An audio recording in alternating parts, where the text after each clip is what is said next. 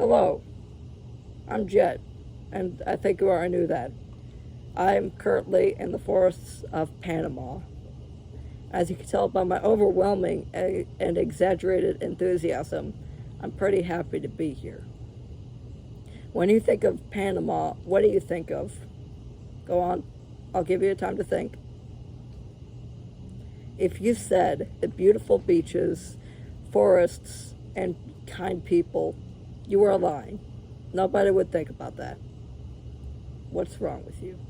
They would think about the large canal in it because, of course, that's what its defining feature is, the big canal, which is a real shame because this country is actually really interesting in its history, its economy, and its culture.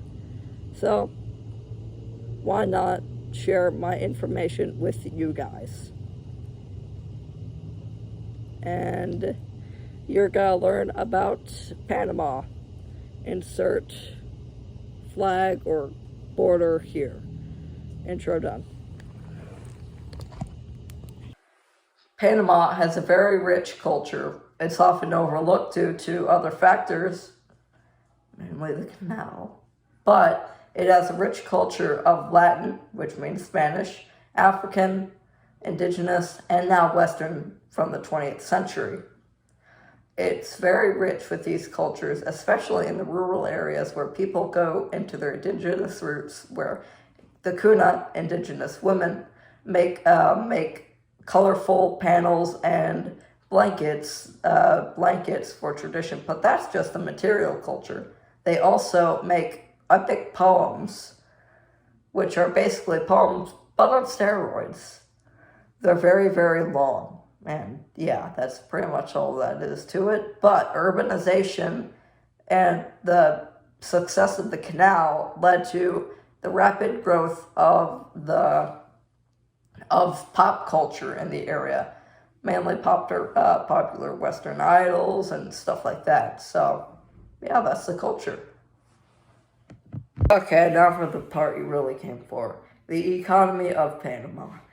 The main driving factor of that is the canal. Obviously, it's one of the biggest trading centers of the world, one of the biggest ports, and it brings products from the Atlantic to the Pacific. This is a very important part of their economy, but there are other big factors too, like the timber, the mining industry. The mining industry is actually flourishing due to the many silver and gold mines inside Panama. In fact, they have one of the biggest copper mines, I believe.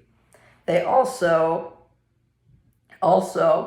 have a large agricultural economy, which is very common for most South American countries.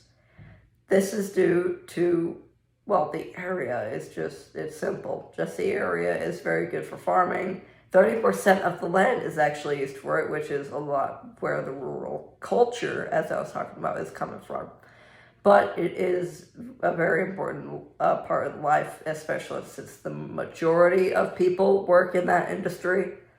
Well, kind of industry, but they work in agriculture. But the gross domestic product of Panama is actually flourishing right now. It, of course, has dipped due to COVID, but it's doing really good. It was doing really good. It's actually above, its per capita is actually like $14,000.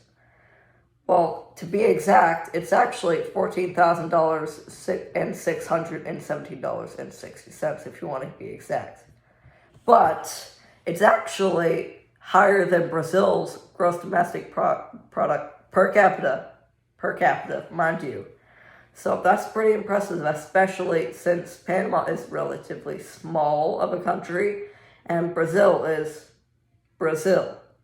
And its GDP for the overall country is like $63 billion and $63.61 billion, you know.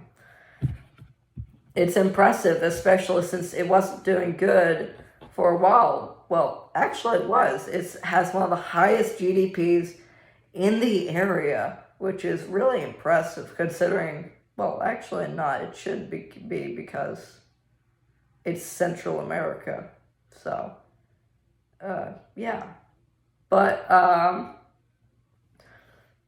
yeah, it's Panama's politics are a lot like what the U.S. has. This is no surprise since the U.S. has influenced a lot of Panama's history. Now, a brief history of Panama is that it became independent. It with Colombia became independent from Spain in 1810, and then it broke free from Colombia nearly 90 years later in 1903. Then the U.S. came and built the Panama Canal in 1914, and the U.S. had rights to that canal, but then Panama wasn't allowed to use it until it gained its rights in 1999 and didn't have to use Panama in the U.S.'s influence anymore. Now, its stability, it's actually a very stable country, even though it's in Central America, which tends to be a very unstable area politically. But this is not only it's one of the most advanced and most economically strong in the area. It's also just politically stable. This is mainly to the successful democratic system, and besides a few large-scale riots, well, not riots, it's more so large-scale protests that can turn violent and disrupt the commercially activity in the affected areas, mainly in the mining and timber industries, which are a little bit unstable for the area, but all things considered, it is a very stable country, and it's very peaceful and a stable democracy. And Panama is also considered a part of a developing world. Like, it's a developing country. It's not a third world country. Second world is communism, and it's definitely not a first world, but it's developing. So it's becoming becoming much more stable, and it's, considering the trends, it'll be very good. The population of Panama is pretty low. It's not very large. It's no surprise since it's a pretty small country. Most of the people work in agriculture, as I said. But over the last 100 years, it's grown relatively steadily ever since its independence. Of course, there was a population, not really a spike, but it of course increased with the completion of the canal, since more people wanted to work there, and well, U.S. citizens became a part of the population due to the canal and working there, and yeah. Now, the population centers is that population, apparently, that Panama is very populated in, guess what, Panama City, located near, guess what, the canal. Obviously, what else were you thinking? But despite that being the most populated area, it is also, the rural areas are also fairly populated, and with other major cities, which I will hopefully put on up here somewhere. But yeah, that's the population migration patterns of Panama. People have actually been going from, I believe they would go west to east, or other way around. Either way, it's that way. Not like they can move anywhere else, because, it doesn't really go north or south. But yeah, that's basically what their migration is like. They migrate, what else? To economic reasons. Not really because it's unstable, but mainly because where they're living is relatively poor. I mean, the rural areas, aren't that expensive or anything. It's just that the urban areas, they have a lot more job opportunities in trade and things like that. But yeah, that's oh wait, yeah, population. The population right now is like 4 million, 4.5, 4.50, 1 million people, which is small for a country. It's no surprise because it's pretty small, but yeah, that's mainly the population of Panama.